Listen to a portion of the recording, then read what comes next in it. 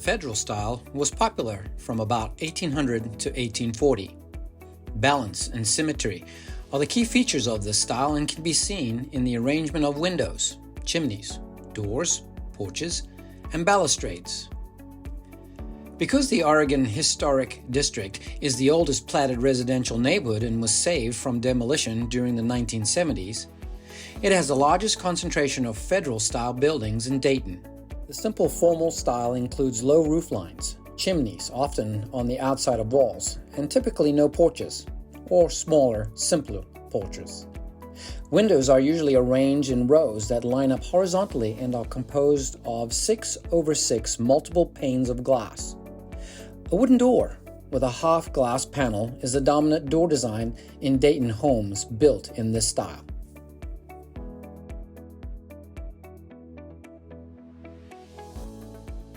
The classical or Greek revival style gets its name from the use of columns and moldings from classical Greek architecture. It was popular from 1825 until around 1860. The Daniel Fitch House in Wright Dunbar Village and the old Montgomery County Courthouse are two of the finest examples of Greek revival architecture in Dayton. The Oregon Historic District also has a large number of Greek revival homes. Classical or Greek revival homes typically feature an elaborate half-glass door surround with a transom. A wide cornice usually caps the structures under a low-pitched roof. Pilasters at the corners and surrounding the entrance are also typical of the Greek revival style. Other features include a shallow-pitched roof, which is supported by a heavy projecting cornice with brackets, dentils, and blind panels. Porches are usually simple with flat roofs supported with square wood columns, brackets, and dentils. The windows often have bracketed lintels and wide wooden surrounds with 6/6 glass panels. The Gothic revival style flourished from 1840 to 1860. This style is part of the mid-19th century picturesque and romantic movement in architecture and reflects the public's taste for buildings inspired by medieval design. This was a real departure from the previously popular styles that drew inspiration from the classical forms of ancient Greece and Rome. Gothic revival homes can be found in Oregon, Huffman, St. Anne's Hill historic districts, and the Wright Dunbar Village historic districts.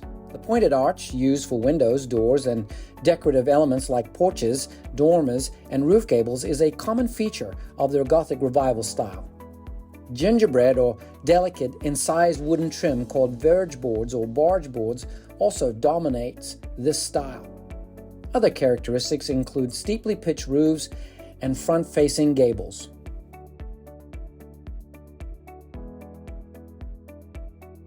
The Carpenter Gothic style is a variation of the Gothic revival style and features vertical board and batten wooden siding. Uniform vertical board cover the exterior and battens. Narrow wooden strips cover the seams between the boards.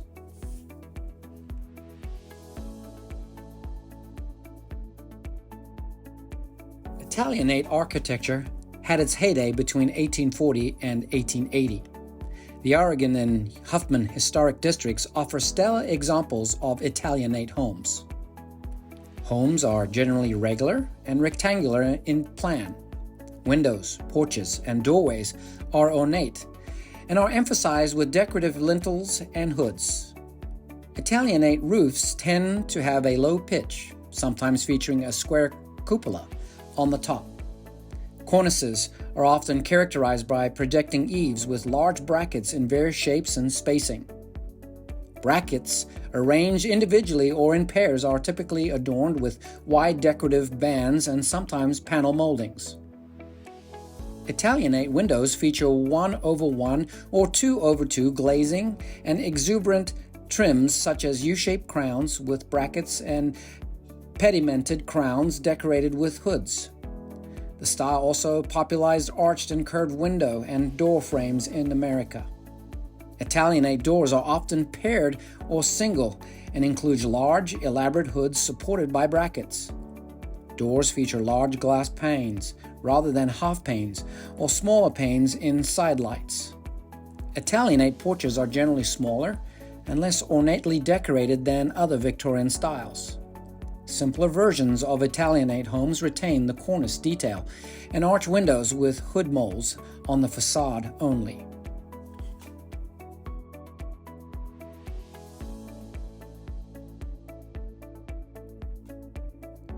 Octagon architecture was a short-lived style popular from 1850 to 1860. This 8-sided design was used for houses and barns with windows on all 8 sides and a cupola and belvedere over the building's central hall for ventilation. Interior rooms were typically square or rectangle with triangular spaces used for dressing rooms, closets, and other storage. Dayton's finest example is the Exhibition Building, affectionately known as the Roundhouse at On Main, the former site of the Montgomery County Fairgrounds.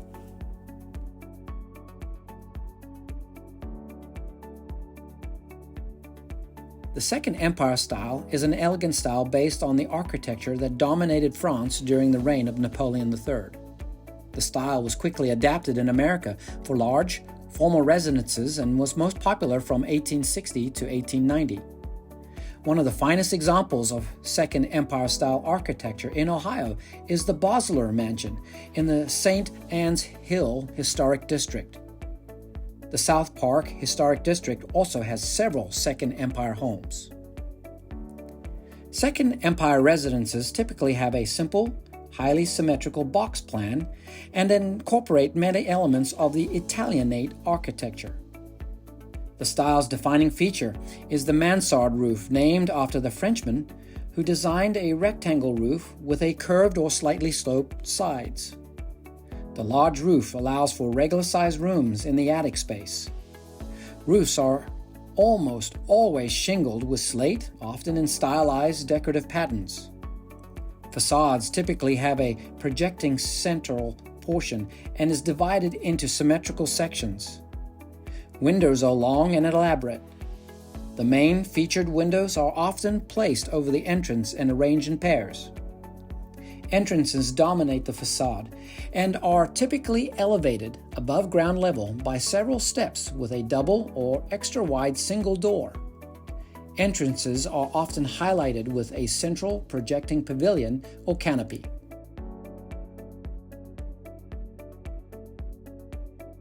Stick style, as the name denotes, are frame homes constructed with decorative board overlays called stickwork.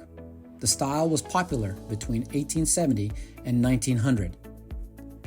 More highly stylized and decorative versions of stick style are sometimes referred to as Eastlake. Charles Locke Eastlake, an English architect, designed furniture to be closely related to the structure of the object. Stick style applied these aggressively turned wooden elements to architecture, especially on elaborate porches with fret-sawn railings, spindles, and trim.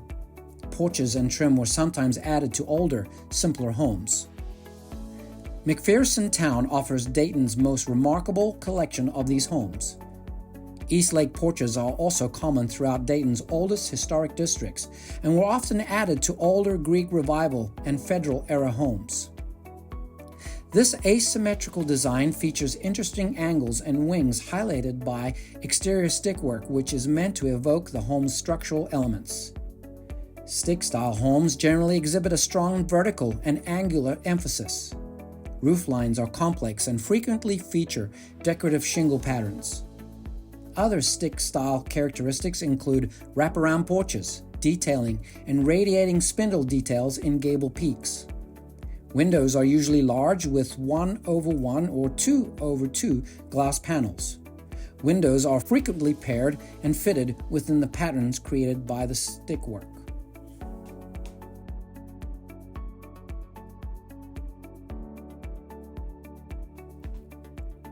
Shingle-style architecture is a uniquely American style that flourished between 1879 and 1890.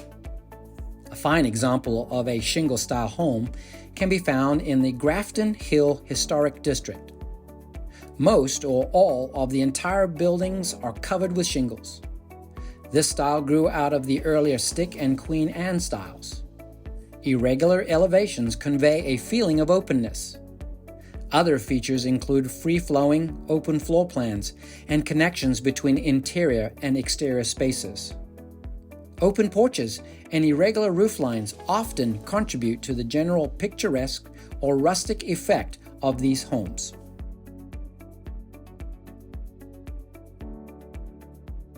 Queen Anne homes are usually asymmetrical in plan and include bays, towers, shifts in the roof level, and other irregular shapes. This fanciful style was very popular from 1880 to 1910. Queen Anne homes are common throughout many of Dayton's historic neighborhoods.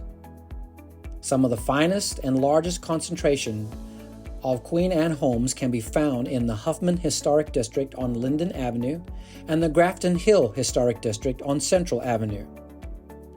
Towers and turrets and large chimneys dominate the roof lines. Irregular and varied wall planes are typical of Queen Anne homes, as are different kinds of elaborate architectural ornamentation. Irregular shapes and intricate roof lines with multiple pinnacles and large wraparound porches are other common features. The Free Classic Queen Anne is a subtype of the Queen Anne style that became popular after 1890. Homes built in this style often use classical details such as columns or Palladian windows rather than the spindle decorations common on homes constructed in the pure Queen Anne style.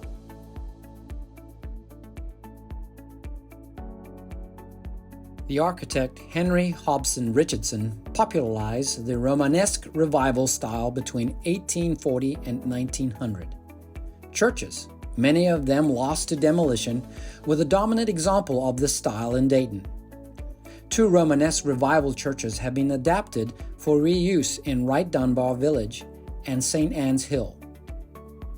The design is dominated by wide arches of varying sizes reminiscent of the buildings in ancient Rome. Richardson became so famous that this style is often called Richardsonian. Buildings in this style are asymmetrical, but also carefully balanced with multiple stories, complicated roof systems, and round towers.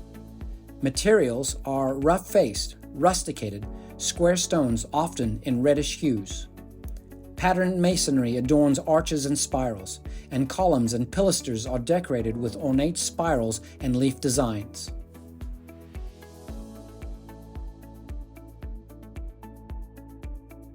And one of Ohio's finest examples of the chateau-esque style of architecture, the Leo Traxler Mansion, was lost to two fires in 2023.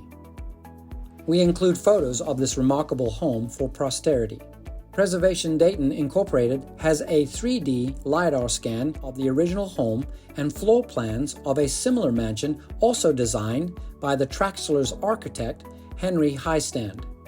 Our hope is that new residential construction on the site will emulate the architectural features of the Traxler Mansion as much as possible. Richard Morris Hunt popularized the chateau-esque style after studying in France. Buildings of this style are very rare in the United States. They are almost always architect designed and intended to impress. The style features flamboyant details applied over asymmetrical masonry facades. Steeply pitched hip roofs, usually of tile, are often pierced by decorative gabled wall dormers. Low relief carvings often decorate dormer gables and window surrounds.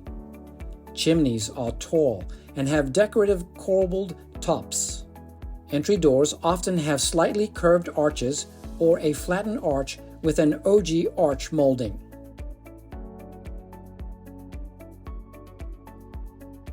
Interest in colonial revival or Georgian-style architecture was inspired by the Philadelphia Centennial of 1876. The style was most popular between 1890 and 1930. Fine examples of colonial revival or Georgian-style homes can be found in the Dayton View, South Park, and Huffman historic districts.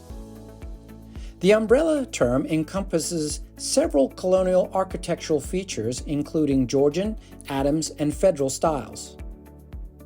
Homes are essentially rectangular in form with pedimented gable dormers.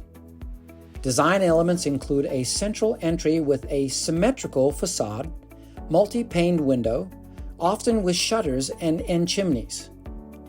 Sunrooms or porches are often located at one or both ends. Roofs are usually flat and railed, serving as a deck for a second-story bedroom. Revival homes often appear identical to their original colonial prototypes. Paired columns are usually a dead giveaway of colonial revival houses, while their prototypes use single columns for porches and entryways.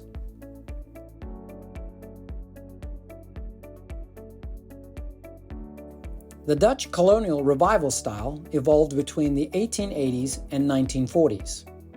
The style is inspired by the original buildings in American colonies settled by the Dutch. Unlike other revival styles, the more informal Dutch colonial style is reminiscent of farmhouses and barns. Several variations of the Dutch colonial style are interspersed throughout many Dayton historical districts. One of the finest examples is on Central Avenue in Grafton Hill. The style's dominant feature is the gambrel roof with changing pitches, including a pointed top and flared sides. The double-pitch roof has been grafted onto structures ranging from tiny houses to impressive two-story mansions to fire stations and commercial buildings. Dutch revival houses typically have dormers or a single long dormer for more usable space. Some houses have elements in common with craftsman style. Others feature neoclassical details such as Greek columns, Palladian windows, or Adams-esque mantels. Paneled shutters with cutout designs are also popular. Houses can be clad in stucco, hand-split shingles, clapboard, or brick, as were the vernacular originals. Sears was a major promoter, featuring 10 or more Dutch colonial kit houses.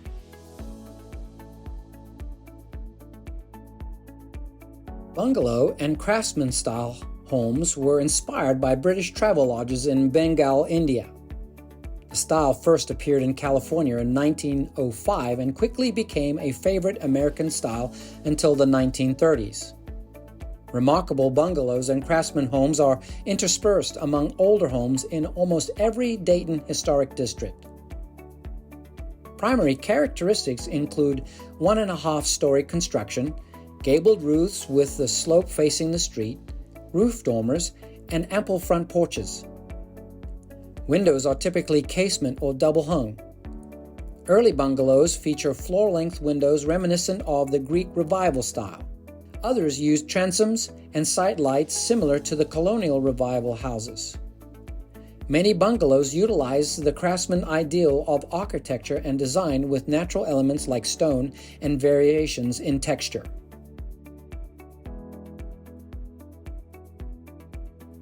The prairie style was created and molded by Frank Lloyd Wright for the Midwestern landscape.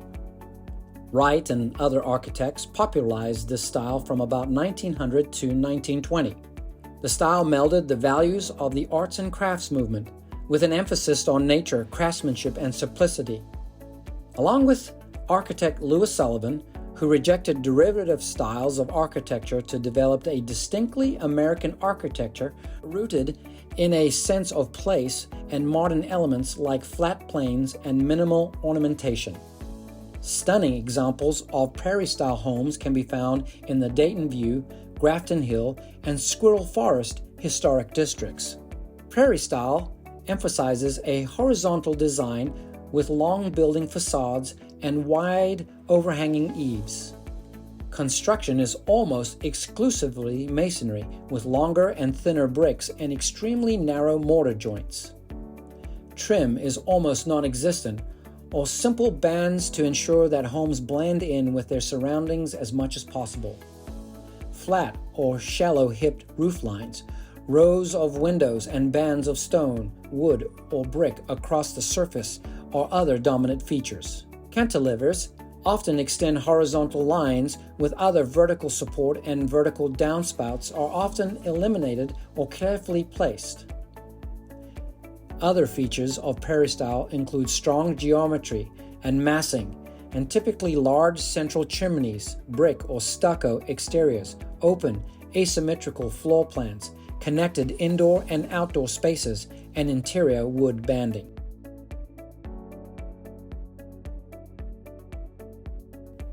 The Tudor Revival style was popular from 1910 to 1940. The style features irregular plans with half-timbered construction and stucco, brick or stone building materials. Steeply pitched roofs are finished in slate or terracotta tiles. Roof lines feature intersecting gables, dormer windows, and massive decorative chimneys. Windows are typically casement or double-hung windows with multiple panes, often in diamond-shaped patterns, and hinges that open outward. The English architect Richard Norman Shaw revived the style based on 17th century Elizabethan architecture. Features of this style were initially incorporated in Queen Anne homes in the late 1880s. As Tudor Revival evolved in its own style, it became more popular in this country. Some of Dayton's most magnificent Tudor homes can be found in Grafton Hill, University Row, Dayton View, and Dayton View Triangle.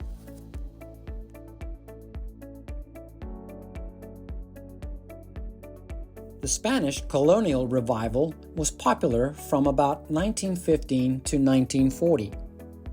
American architects departed from importing architectural styles from the East Coast and became inspired by the Spanish missions that dominated the West and Southwest. The simpler mission revival style is a subtype of the Spanish colonial revival style. Mission-style buildings feature smooth stucco construction, low-hip tiled roofs, balconies, and scrollwork. Windows are either straight or arched and frequently use casements units. Spanish and Mission Revival homes are interspersed throughout Dayton's neighborhoods, including apartment buildings in McPherson Town, South Park, Dayton View, and Grafton. Fine examples of Spanish Revival single-family homes can be found in Dayton View Triangle and Oakwood.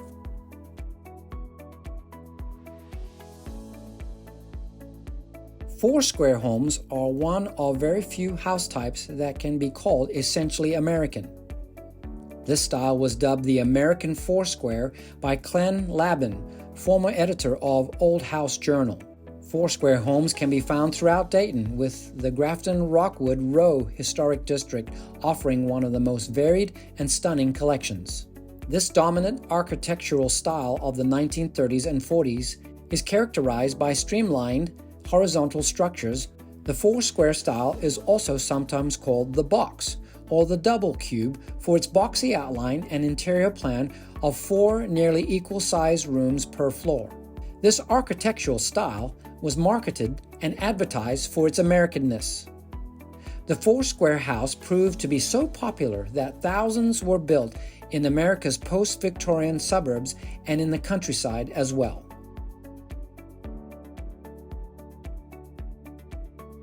Art Deco and Art Modern styles exist primarily in a few iconic downtown Dayton commercial buildings. Art Deco was inspired by the International Exhibition of Modern Decorative and Industrial Arts in Paris in 1925. The exhibition aimed to symbolize the dawn of the modern era and a renewed exuberance and optimism following World War I. The iconic Holman Building on West 2nd Street is Dayton's finest example of the Art Deco style, which dominated the construction of modern skyscrapers from 1925 to 1940. The extreme verticality of the style is softened with stepbacks and embellished with zigzags, chevrons, and other geometric motifs.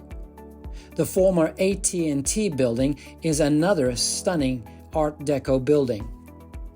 By the 1930s, the angular, vertical, and geometric forms of Art Deco gave way to the more streamlined, horizontal, and curving forms of Art Moderne.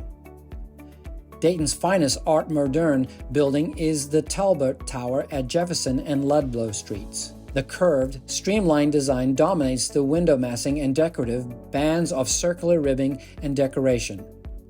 Masonry with stone, concrete, and stucco were the dominant materials of this style, which was popular through 1945.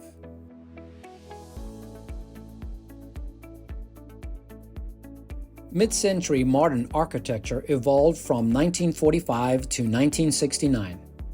Earlier, visionary architects like Frank Lloyd Wright laid the stage for this style with site-specific designs, an emphasis on horizontal lines, the consideration of flow between spaces, and the use of wood paneling.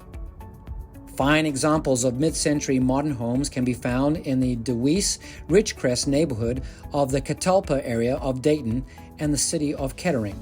The geometric lines of this style are regular and rigorous. Other features of mid-century modern homes include floor-to-ceiling windows, open floor plans, built-ins, an emphasis on functionality, and stripping away for ornamentation.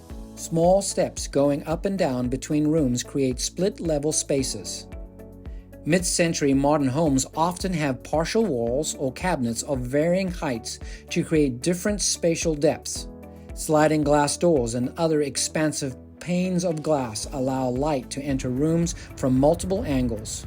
Rooms have multiple outdoor views and multiple access points to encourage integration with nature and outdoor living.